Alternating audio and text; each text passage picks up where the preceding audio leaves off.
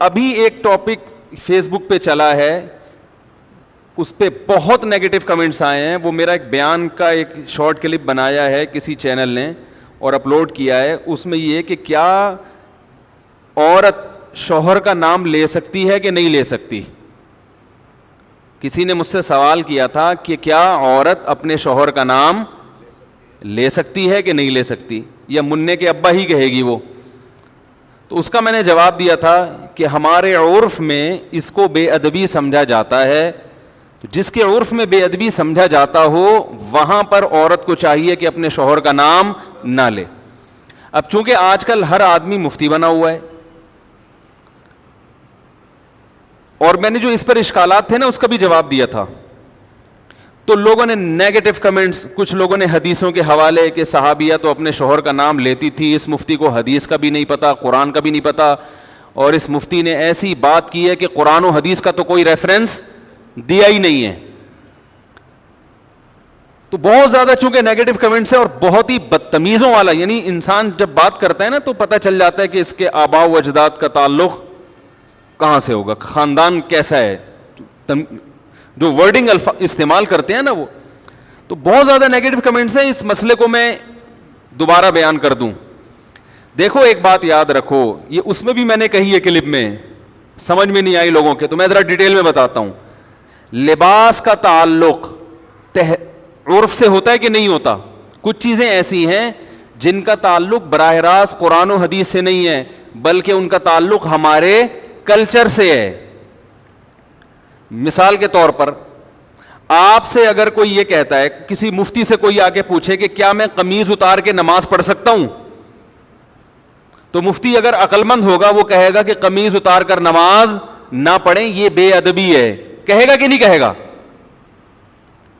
اب آپ کہیں کہ حدیث کا حوالہ, تو بھائی حدیث کا حوالہ اگر دے گا نا, حدیث اس کے اپوزٹ ہے. صحیح ہے, بخاری کی حدیث ہے, جابر بن عبداللہ رضی اللہ تعالیٰ عنہ بغیر قمیض کے نماز پڑھ رہے تھے. کسی نے پوچھا اس طرح نماز ہو جاتی ہے, آپ کیوں پڑھ رہے ہیں ایسے؟ فرمایا میں اس لیے ایسے پڑھ رہا ہوں تاکہ تیرے جیسا احمق مجھے دیکھ کر سوال کرے کہ ایسا کیوں کر رہا ہوں. صحیح ہے نا, تیرے جیسا احمق مجھ سے سوال کرے. پھر کہا کہ نبی صلی اللہ علیہ وسلم کے دور میں ہمیں 2 جوڑے میسر نہیں ہوتے تھے, تو ازار ہے تو قمیض نہیں, بسا اوقات ایسے ہی پڑھتے تھے. اب بخاری کی حدیث سے تو پتہ چل رہا ہے کہ قمیض اتار کے نماز پڑھنا کیا ہے. جابر بن عبداللہ باقاعدہ یہ عمل کر کے دکھا رہے ہیں کہ, اور تاکہ جو اعتراض کرے اس پہ حماقت کا بھی فتویٰ لگا رہے ہیں. اب آپ یہ حدیث کا حوالہ دے کے لوگوں کو قمیضیں اتروا دیں, یہ عقل مندی کا کام ہوگا؟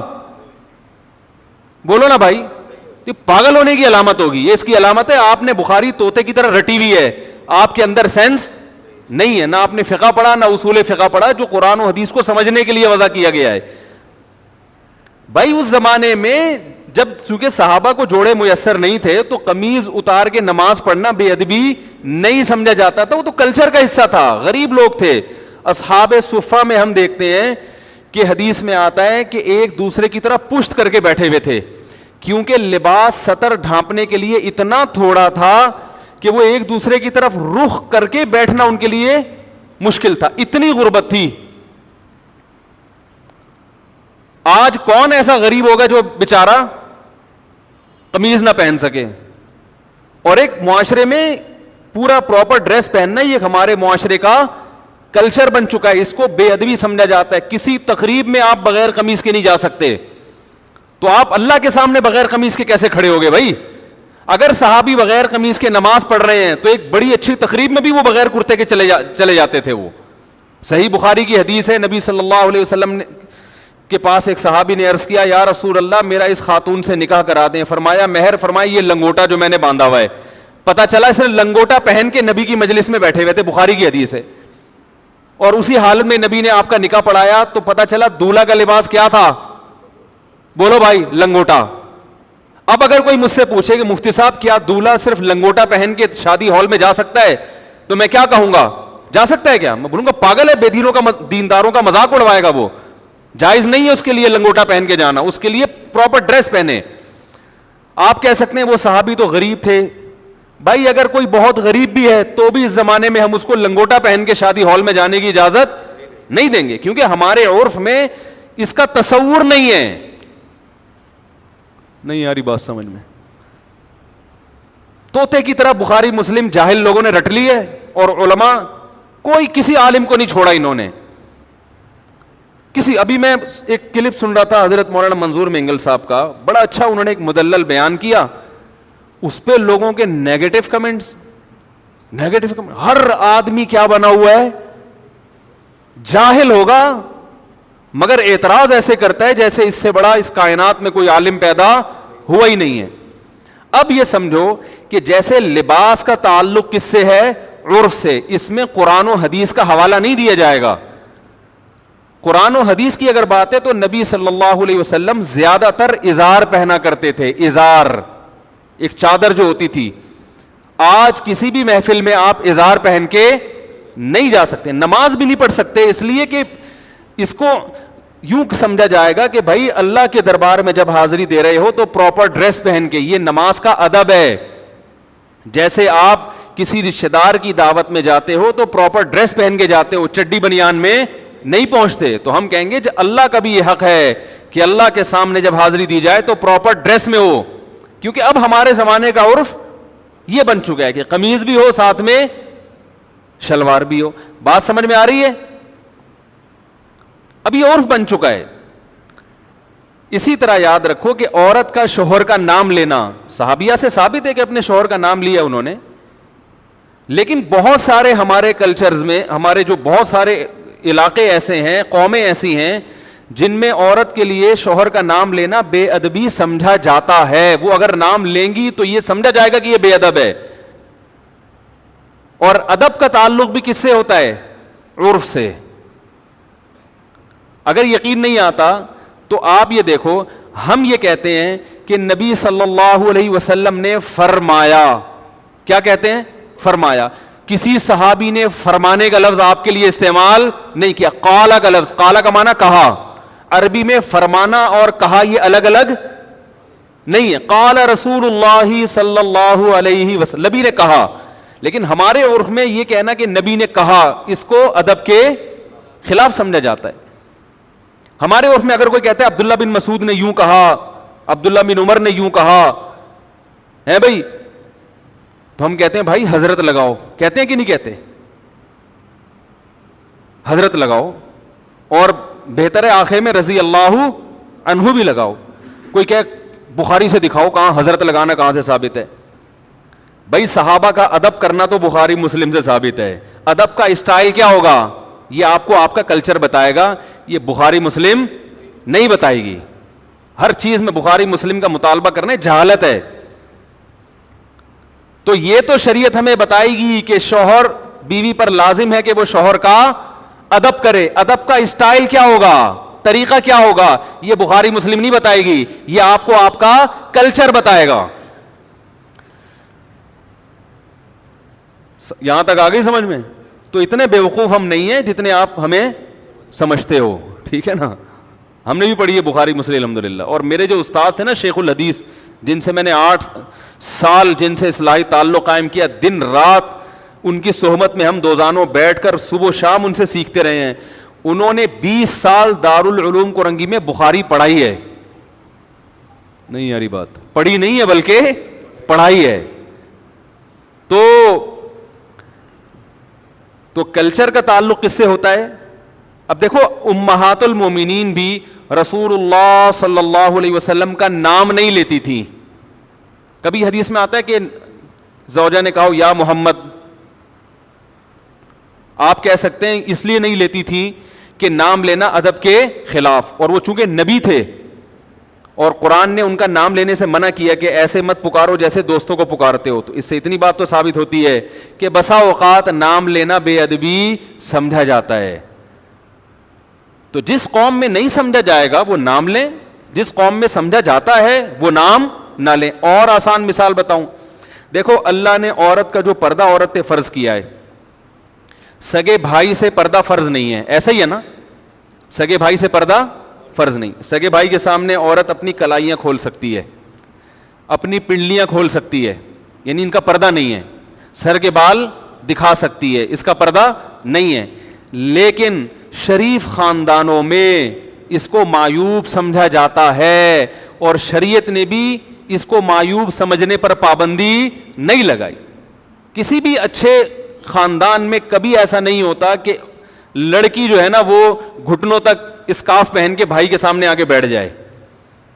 اچھے خاندانوں میں ہم نے دیکھا ہے کہ جوان بیٹی جب باپ کے سامنے بیٹھتی ہے تو سر پہ, بولو نا, دوپٹہ لیتی ہے, کیونکہ عرف میں اس کو اچھا سمجھا جاتا ہے.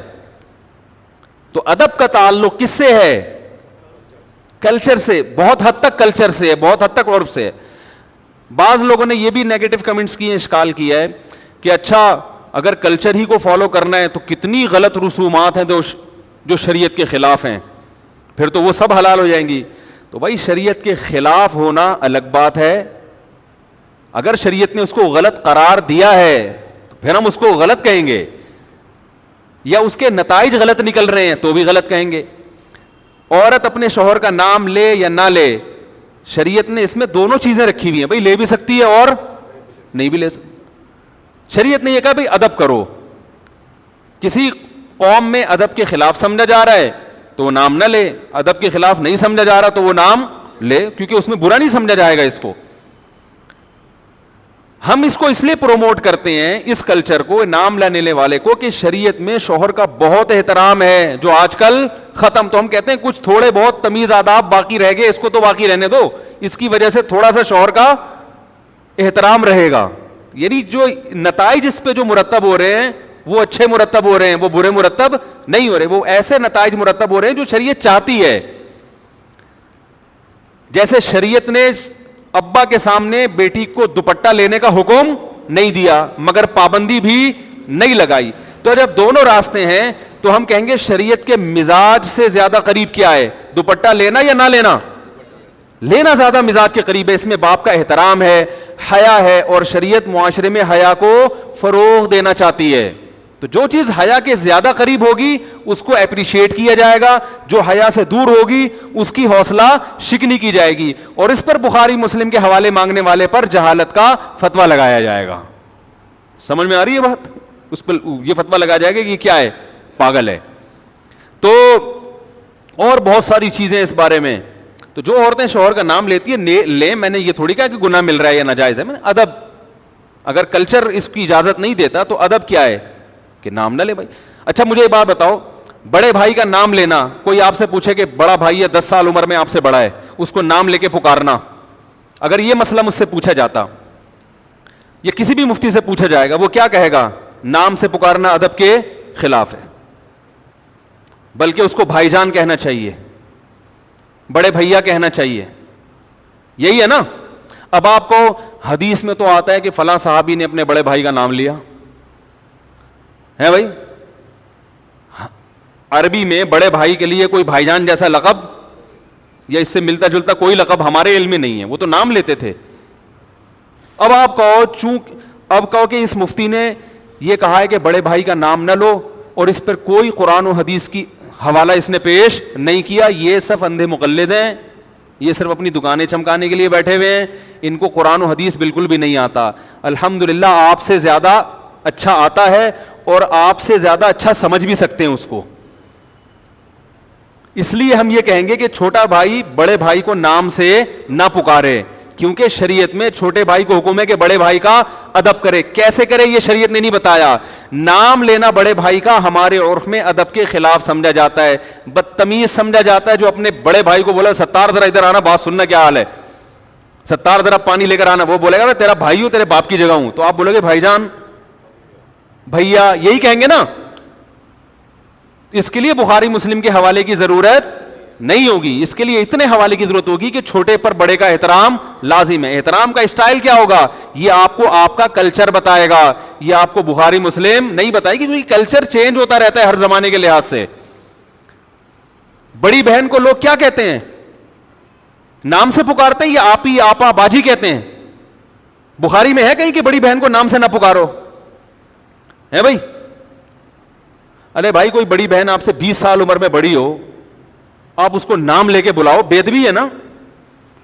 آپ کیا بولو گے؟ آپی باجی, جو تمیز, اگر اچھا خاندان ہے بھائی, اگر نہیں ہے تو پھر میں معذرت چاہتا ہوں, اگر پھر آپ یہ بولو گے بخاری کی حوالہ دکھاؤ, اس کا مطلب آپ کے خاندان میں کوئی پرمپرا آپ کی ہے ہی نہیں, ٹھیک ہے نا, کوئی کلچر ہے ہی نہیں. تو بڑے بھائی کو پشتو میں ورورا کہیں گے, ورورا جب بلائیں گے نا ورور. اور اردو میں تو اور بڑے ادب تمیز ہیں. اردو میں تو پہلے تو بہت ہی ہوتا تھا, اب تو شارٹ ہوتا جا رہا ہے. اردو میں تو چھوٹی بیٹی کو دختر کہیں گے نا, وہ شادی کارڈ چھپے ہوئے ہوتے ہیں دیکھیں. اب تو نور چشمی کے علاوہ کوئی لفظ سمجھ میں ہی نہیں آتا. اس میں لکھا ہوتا ہے ہماری نور چشمی دخترے کی شادی فرزند انجمن سے قرار پائی ہے. ٹھیک ہے نا, آدمی کا تو پتہ نہیں کیا ہو رہا ہے. تو اردو میں تو اور ہوا کرتا. تو یہ ہر زبان کا کلچر ہے, ہر زبان کا ایک اپنا کلچر ہوتا ہے. دیکھو اردو میں کسی بڑے کو تم سے بات کرو گے بے ادبی ہے, انگلش میں یو کہو گے بے ادبی نہیں ہے. تو ہر زبان کا اپنا کلچر ہے, اس کے حساب سے بات ہوتی ہے. تو ایک اور بات تھی, ہاں رہا یہ مسئلہ کہ اگر کلچر ہی کو فالو کرنا ہے تو کلچر تو بہت جگہوں پہ غلط رہنمائی کرتا ہے. ایسے تو بہت ساری چیزیں ہیں. تو بھائی اگر کلچر شریعت کے خلاف جا رہا ہے, شریعت نے واضح طور پر کہا ہے کہ یہ غلط ہے, پھر کلچر کو فالو نہیں کر سکتے. بعض دفعہ کلچر شریعت کے خلاف نہیں ہوتا, لیکن اس کلچر پہ جو نتیجہ مرتب ہوتا ہے وہ شریعت کے خلاف ہوتا ہے. مثال کے طور پر بارات کا کھانا, اب بیٹی کی شادی پہ جو کھانا کھلایا جاتا ہے یہ شریعت کے خلاف نہیں ہے براہ راست.